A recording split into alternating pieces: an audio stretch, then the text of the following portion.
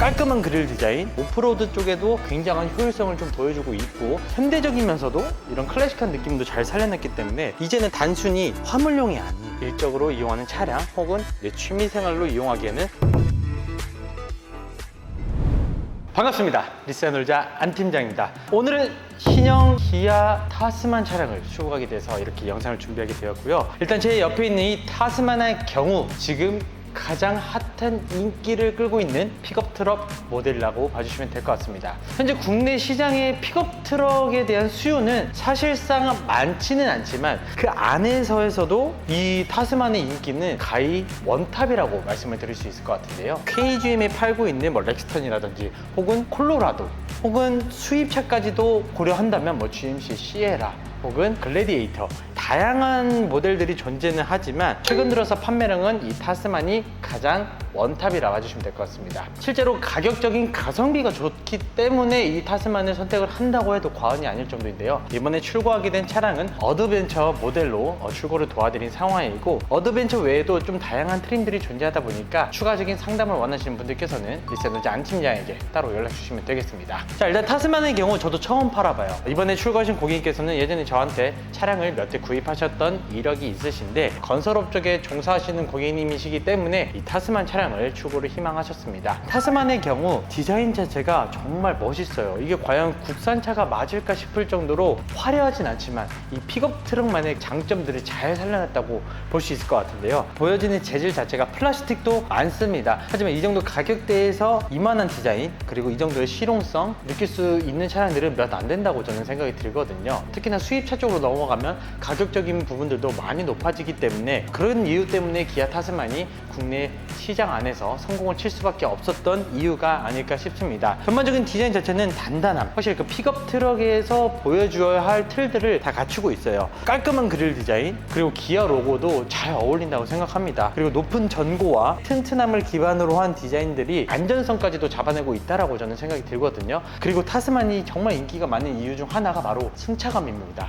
일반적으로 이런 픽업 트럭의 경우 승차감을 잡아내기가 좀 많이 힘들거든요. 하지만 기아 타스만 같은 경우에는 승차감이 가장 좋은 모델로 손꼽히고 있다 보니까 픽업 트럭에 대한 로망 혹은 업무용 차량으로 필요하신 분들께서 가장 추천드릴 수 있는 모델이라 봐주시면 될 것 같습니다. 타스만의 경우 정말 독특하게 가솔린 엔진을 사용하고 있습니다. 국내에서도 가솔린 엔진 모델만 판매 중에 있고요. 해외에만 디젤 모델이 판매된다고 합니다. 주유구의 경우 이쪽 왼쪽에 탑재가 되어 있기 때문에 버튼 한 번만 눌러주셔서 주유를 따로 해주시면 좋을 것 같고요. 가솔린이기 때문에 힘이 딸리지 않냐 라고 말씀을 하실 수도 있겠지만 가솔린 엔진을 최대한 극대화시켰기 때문에 부족하지 않는 출력과 토크를 보유해주고 있으며 연비까지도 소소하게 잘 나오는 편이라고 합니다. 아무래도 덩치가 크기 때문에 이렇게 사이드 미러도 일반적인 차량들과 다르게 조금 더 큰 모습을 보여주고 있고요. 전고도 꽤나 높게 구성이 되어 있고 전장도 5m가 넘어가는 차량이기 때문에 공간성을 최대한 극대화시킨 차량이라 봐주시면 될 것 같습니다. 2륜이냐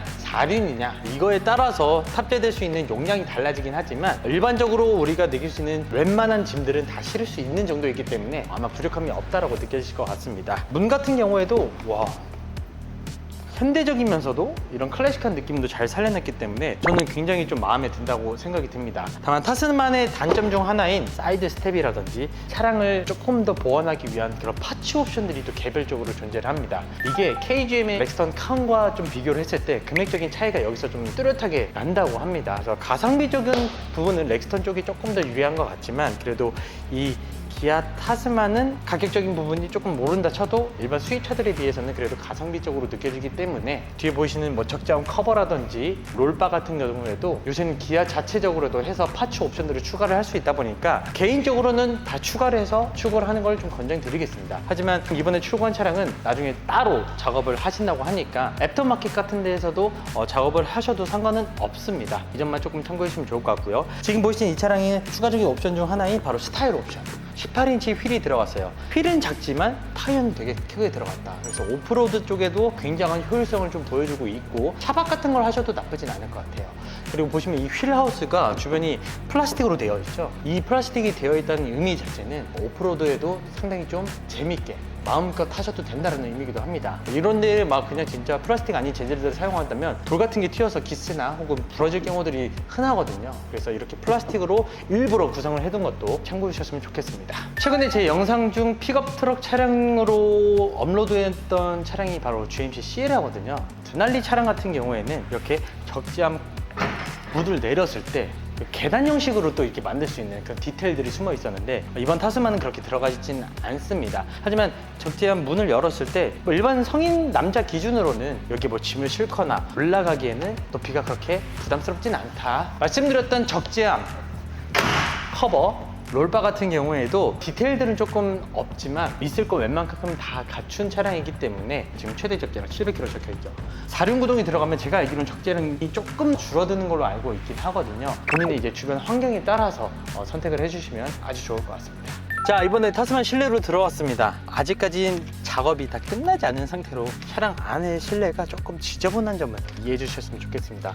일단 이 픽업 트럭의 장점을 극대화시켰어요. 픽업 트럭이라고 하면 진짜 막 그냥 올드하게 막 짐 싣고 막 쓰는 차량으로 인식이 컸거든요. 이번 타스만의 경우 모든 걸 다 수용할 수 있는 그런 매력들을 가지고 있다 보시면 될 것 같습니다. 그래서 이 핸들 디자인도 저는 상당히 좀 마음에 들고요. 핸들 가운데 보면 드라이브 모드도 따로 조작할 수 있는 버튼, 그리고 아시다시피 오른쪽 왼쪽 이 버튼들도 직관적이게 잘 구성을 해두었습니다. 그리고 가장 마음에 드는 거는 픽업 트럭인데 계기판과 디스플레이가 통합이 되어 있습니다. 그런 디테일들이 살아있고 이런 버튼들도 보이시나요? 문 손잡이 같은 디테일도 이런 식으로 다 디자인을 세세하게 픽업 트럭의 감성에 맞게끔 구성을 했기 때문에 상당히 좀 마음에 듭니다.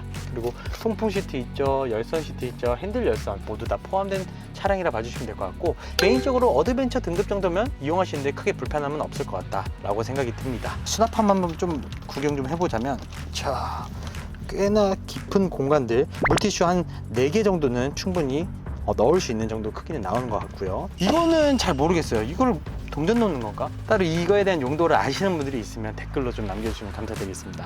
그리고 경사료에서도 미끌리지 않게끔 그런 버튼도 따로 마련되어 있고, 오토홀드 뭐 이런 것도 기본적으로 탑재가 되어 있네요. 컵홀더도 그냥 일반적인 크기는 가지고 있기 때문에 커피라든지 이런 거는 충분히 수용할 수 있는 능력을 가지고 있습니다. 자, 그리고 이 차량의 대박 옵션 중 하나가 하만카돈 옵션이 들어갔습니다. 국가가 허락한 유일한 마약, 음악이죠. 픽업 트럭에 이런 고급화된 스피커 옵션을 넣을 수 있다는 생각 자체가 킥이라고 할 수 있을 것 같고, 어쨌든 이 차량을 이제는 단순히 화물용이 아닌 패밀리카 혹은 내 취미를 위한 차량으로 이용할 수 있게끔 기아에서 설계를 했다는 게 가장 큰 핵심 포인트라 할 수 있을 것 같습니다. 썬루프도 괜찮아요. 이 정도 크기면 준수하다 생각됩니다. 그럼 2열도 한번 살짝 구경해보러 넘어가시죠. 자, 2열을 설명하기에 앞서 이 차는 폴딩이 또 됩니다. 어드벤처 등급부터 가능하다 보시면 될 것 같은데요. 오른쪽 어깨 쪽에 레버 버튼을 당겨주시기만 하면 이런 식으로 폴딩이 가능합니다. 마찬가지로 모두 다 가능한 상황이고요. 그리고 이 차량 같은 경우에는 소화기가 아래 하단 쪽에 또 배치가 되어 있기 때문에 시트를 올려주시기만 하면 소화기가 따로 들어가 있다는 점 참고해 주시면 좋을 것 같습니다. 자, 2열 시트는 그렇게 넓은 실용성을 가지고 있지는 않습니다. 제가 느끼기에는 실제 공간만 따졌을 때는 그렇게 엄청 좋은 편은 아닌 것 같아요. 다만 이 차가 추구하는 바가 무엇인지를 좀 우리는 생각을 해보자 이거죠. 여기에 자녀분들 태우고 하기에는 승차감도 일반적인 세단이나 SUV에 비해서는 좀 부족하기 때문에 어린 자녀분들 여기 태우지는 않을 거라 저는 생각이 됩니다. 내 옷을 여기다 넣을 수도 있고 짐을 여기다 넣을 수도 있겠죠. 일반적으로 가죽 시트에다 두면 손상이 될 수도 있기 때문에 폴딩을 통해서 뭐 공구 박스나 이런 것도 넣을 수도 있다라는 장점을 가지고 있고, 두 번째로 취미 생활을 위해서 이 적재함에 실리지 않는 비나 어떤 그 환경적인 부분에 대해서 보호해야 될 그런 물건들이 있으면 이 차량 실내 안에서도 이제 보관을 할 수 있다는 장점을 가지고 있다는 거죠. 물론 패밀리카로 이 차량을 사용하실 수도 있긴 하겠지만 일반적이진 않을 것 같고요. 말씀드린 대로 화물용 일적으로 이용하는 차량 혹은 내 취미생활로 이용하기에는 더할 나위 없이 부족함이 없는 차량이다. 자, 오늘 이렇게 간단하게 신형 기아 타스만 차량을 리뷰하게 되었습니다. 말씀드린 대로 어드벤처 등급의 옵션 포함해서 4,445만 원으로 구성이 되어 있는 차량이고요. 이번에 진행하신 방법은 이용자 명의 리스를 통해서 부가세 환급까지 받으실 수 있도록 진행을 도와드렸습니다.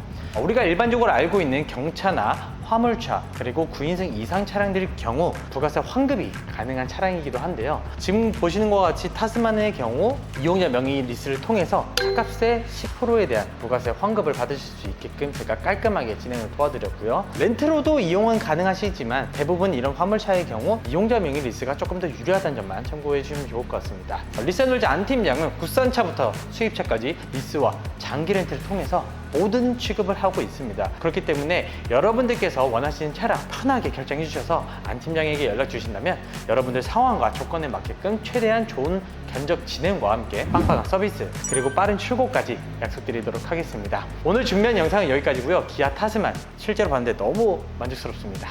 진행을 원하시는 분들께서는 리센놀자 안 팀장에게 꼭 연락 주시길 바라겠습니다. 감사합니다.